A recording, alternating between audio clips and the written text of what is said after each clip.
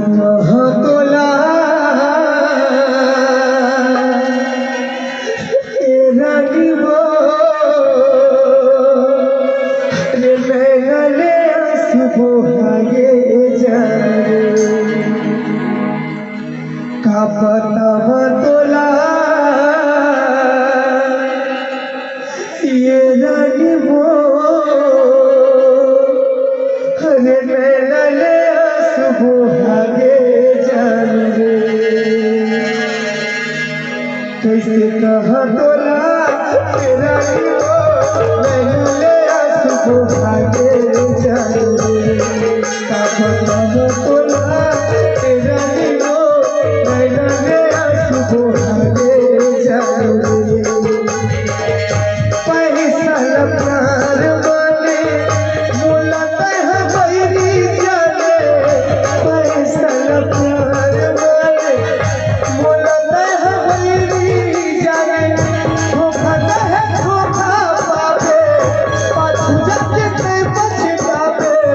धोखा है धोखा पावे पाछू जाके ते पछतावे दिल के मुर्गा अपनाए का बताव तोला तेरा मैंने आंसू भागे जाने कैसे कहा तोला तेरा मैंने आंसू भागे जाने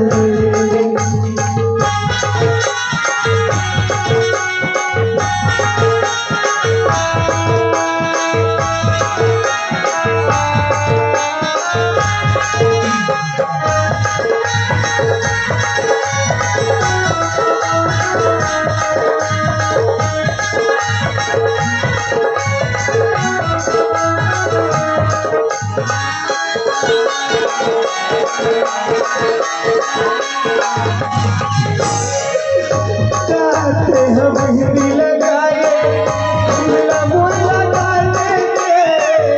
चाहते हम मेहंदी लगाए फूला मोला डाले गोरी माधव सजा लेते गोरी माधव सजा लेते चाहते हम मेहंदी लगाए फूला मोला डाले कहते हम